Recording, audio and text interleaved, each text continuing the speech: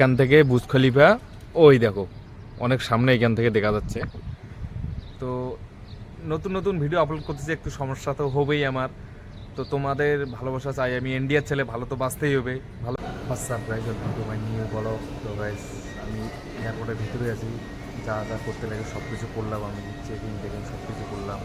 তো ওই একটা হাসির খবর কী বলতো, বেল আমি খুলছিলাম, আমার প্যান্ট লুজ সেটা আমি জানি না, কিন্তু বেল খুলে বলতে যে প্যান্ট খুলে বলতেছে, আমার কী করবো ভাবতে পারতেছে, প্যান্ট ধরে ব্যাগ নিয়ে আবার চলে আসলাম এদিকে।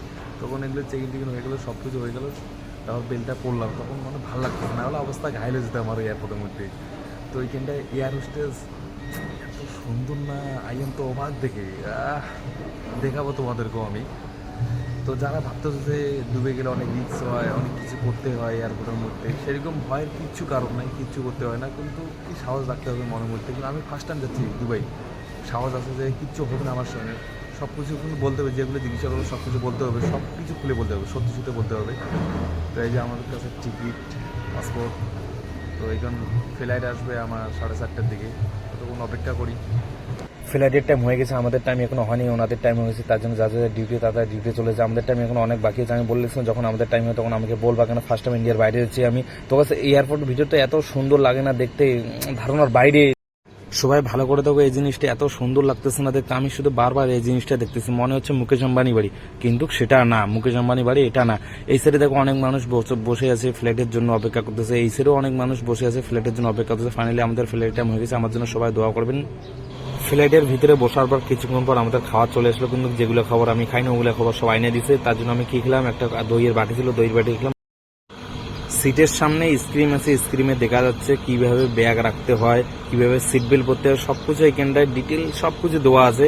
আমি চেক করতে যাওয়ার কি কি দিছে আমাকে, দেখতেছি একটা হেডফোন দিছিল আমাকে, একটা কম্বল দিছিল আমাকে। আর সামনের দিকে চেক করতে যেয়ে দেখতেছি এটা সম্পূর্ণ খালি, কিছু নেই, শুধু বুক আছে, বুক সাইডে আছে, যদি কেউ বুক করতে পারো। রাত্রেবেলা দেখতে পারো ফ্লাইটের ভিতর এত সুন্দর লাগে দেখতে, না মনে হয় এইখানটা থেকে যায়, নামবো না আমি ফ্লাইট থেকে, মনে হয় এইখানটায় থেকে যায়। আমি স্ক্রিনে বই গান সবকিছু দেখতে পারবা। দেখা যাচ্ছে বেশিক্ষণ সময় নাই দুবাই এয়ারপোর্টে ল্যান্ড করতে। দেখতে দেখতে সকাল হয়ে গেল। তো আমি সবাইকে গুড মর্নিং জানালাম, ওনাদেরকে জানেন, আমি তোমাদেরকে জানালাম। তো সকালবেলা ভিউটা এরকম লাগে দেখতে। এয়ার হোস্টেস দেখো কত সুন্দর না দেখতে, মনে হয় দেখে মন জুড়ে যায় আমার, মানে এত সুন্দর লাগে না দেখতে। ফ্লাইট থেকে আমি নেমে পড়লাম, মহিলাটা কিভাবে দেখতেছে আমার কেরমার সামনে, দেখো ক্যামেরাম্যান জলদি ফোকাস করো। তো এই ফ্লাইটে আমি আসলাম, ফ্লাইটের নাম হচ্ছে এমআরএস। তো এয়ারপোর্টটা দেখতে পাচ্ছ এত সুন্দর, এত বড় এয়ারপোর্ট, আমার 200-250 ফ্লাইট দাঁড়ানোর জায়গা আছে এইখানটা, এত বড় এয়ারপোর্ট। দুবাই এসে একটা কথা মনে পড়লো আমার, একটা ডায়লগটা বলি আমি।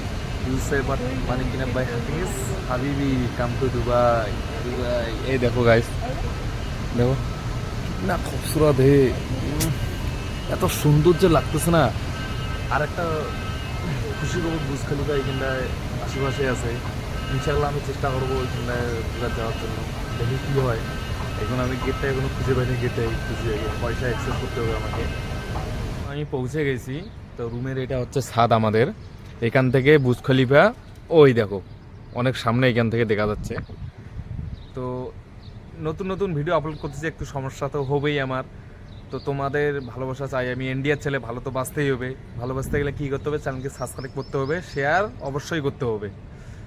আর আসা 2 দিন বা 3 দিন হলো মাত্র আমার।